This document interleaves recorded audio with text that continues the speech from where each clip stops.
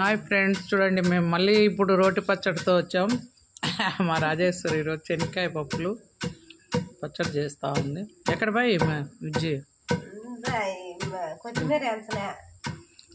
నేను అన్నాలే పచ్చిదే వేస్తావేమో అనుకున్నా, స్మెల్ బాగుంటుంది కదా అని పచ్చిదే వేస్తుందేమో అడుగు అంటే. ఫస్ట్ అయితే శనక్కాయ ప్లేస్ అన్నీ దంచేస్తూ ఉంది. చూడండి బాగా దంచేసింది అవన్నీ. మా విజయలక్ష్మి హెల్ప్కి వచ్చింది. ఏంది పెరికినారు? పీకినావా? వరిని మరి పీకితే వస్తుందంటే ఫ్యాన్ కిందకి వేసుకుందివే.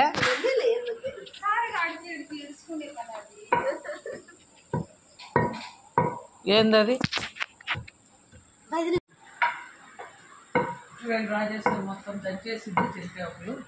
ఇప్పుడు ఏమేస్తావు? పచ్చిమిరకాయల మనం ఒట్టిమిరపకాయలు పచ్చడి కదా అనుకుంది. నేను అడిగిన ఒట్టిమిరపకాయలు వేయించినా అంటే అని మళ్ళీ చూస్తే నేను పచ్చి వేయించిందంట.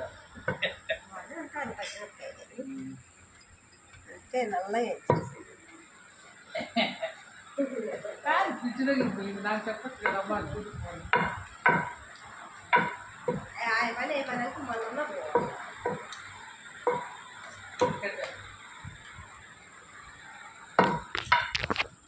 పచ్చడిలో శనక్కాయ పప్పులని దంచి పక్కకి తీసేసి పచ్చిమిర్చి వేసి దంచుతూ ఉంది.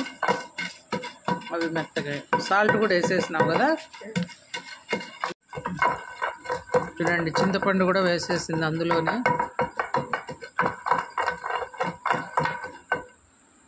అదేది మా కొత్తిమీర అదే ఏంచింది? అవునా, ఓకే. టమాటాలోనే కొత్తిమీర కూడా ఏం చేసేసినారు. చింతపండు, పచ్చిమిర్చి, ఉప్పు అన్నీ.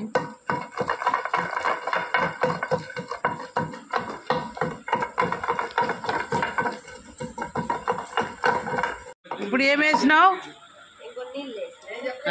చింతపండు అయిపోయింది కదా. కొంచెం అన్నీ వేసేసి దంచేసింది.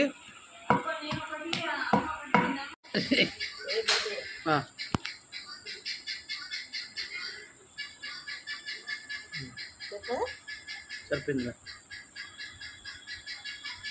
ఆ చింతపండు వేయకుండా అస్సలు సరిపోయింది, పులిపోయి లేదు.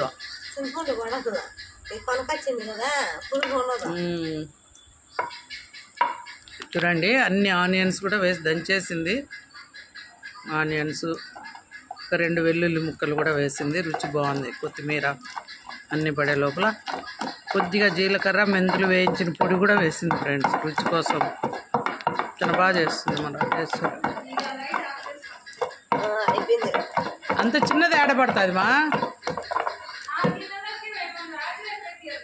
ఓకే అయిపోయింది ఫ్రెండ్స్. టేస్టీ శనక్కాయ పచ్చడి.